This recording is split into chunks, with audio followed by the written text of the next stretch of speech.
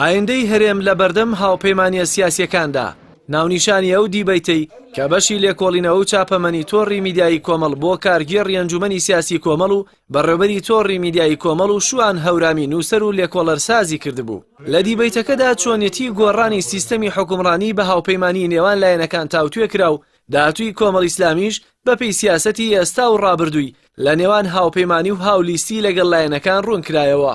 کارگێڕی ئەنجومەنی سیاسی کۆمەڵ ئیسلامی باوەڕی وایە ئەوان وەکو کۆمەڵ ئیسلامی لە ڕابردوودا شەڕیان لە پێناو بە سیستەمکردنی حکومڕانی هەرێم کردووە، باشداری هیچ هاوپەیمانیەکیش ناکەن کە پێچەوانەی ئامانجەکانی کۆمەڵ بێت.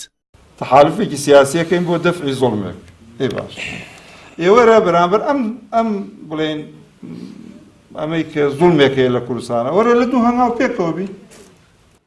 بە بڕوای بەڕێوەبەری گشتی تۆڕی میدیایی کۆمەڵ هەر هاوپەیمانیەکی لایەنەکان لە پێناو بەدەستێنانی متمانەی زۆرینەی هاوڵاتیان دەبێت کاوەش پێویستی بەکات و ئامادەکاری جدی هەیە و دەژڵێت ئەوەی لە ڕابردوو نوێنەرانی کۆمەڵ لە حکوومەت و پەرلەمان کردویانە زیاتر لە قەبارەی خۆیان بووە، بۆیە کۆمەڵ ئیسلامی زیاتر لە هاوپەیمانی ئامانجەکانی گرنگترن. بەڵام کۆمەڵی ئیسلامی بەهۆی هەڵوێست و مەواقیفە سیاسیەکانیەوە هەرگیز ترسینیە لە ئایندەی پشتیوان بەخوای گەورە هەنگاوی باشتریش دەنین.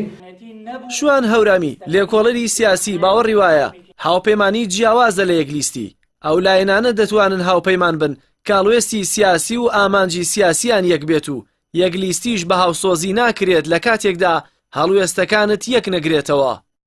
ئێمە باسی هاوپەیمانەتی یەکەین، چونکە ئەگەر هاوپەیمانەتی هەبوو بە ئۆتۆماتیکی لیستی شەبێ، بەڵام ئەگەر هاوپەیمانەتی نەبوو لیستەکە هیچ معنایەک و مەفهومێکی نابێت.